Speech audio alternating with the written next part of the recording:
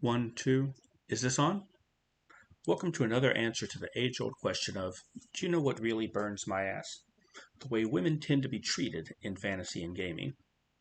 The longest-running massively multiplayer online role-playing game, World of Warcraft, started back in 2004.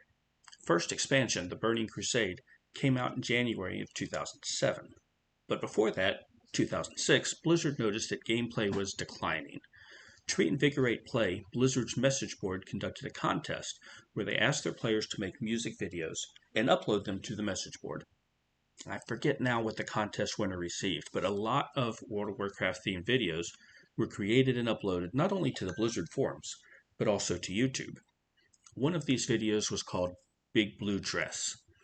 While most of the songs used in the videos were popular songs either from that time or before, Big Blue Dress was a new song by the band Cranius, written and composed specifically for the contest.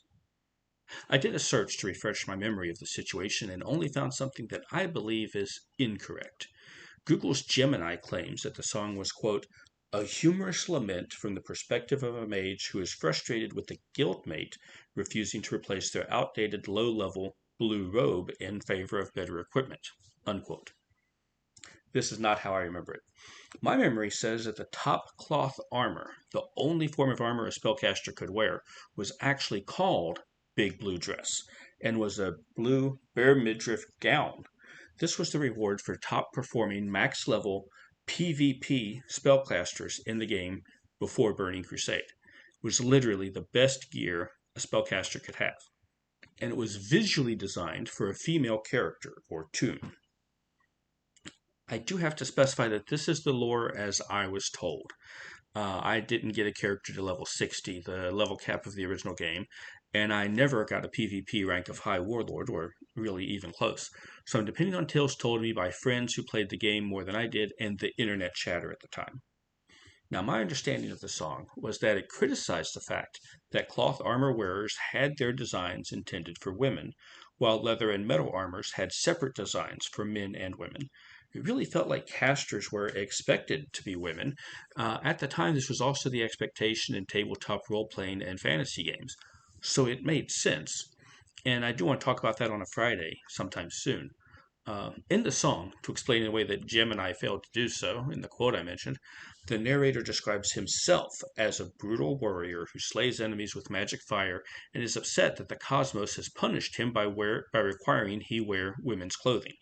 By the end of the song, he has come to terms with his fate and warns that danger can be covered in twill. I don't remember who won the contest, but the videos produced ranged from a person filming their character lip syncing to the song, to reenactments of the song, to full music video quality productions requiring multiple participants. One video to the song I'm Too Sexy by Right Said Fred has a dance party in a vacant building that later became the Stormwind Auction Hall after the expansion update. There's also a video to the song Dragonesta Din Tai by Ozone. It's one of the few of the dozens of fan videos to that song that actually treats the foreign words in the song as the words they are and not a malapropism, a close English approximation. One creator, who goes by the name Spiffworld, made a lot of World of Warcraft videos using songs by Jonathan Colton. I got the impression they knew each other as well and worked together on at least some of the videos. I'll link to his page and the other songs I mentioned specifically so you can check them out down in the description box below. So I want to ask you, were you playing World of Warcraft back before it began to expand? Have you seen any of these videos I mentioned? Start a discussion down below and let me know what your thoughts are on using online video games to direct fan-made music videos. Also, let me know how interested you are in my thoughts on women in gaming. I only vaguely touched on it here because I do want to do a longer video on that. But if a lot of people ask for it, I'll make sure to get to that topic over on a Friday faster.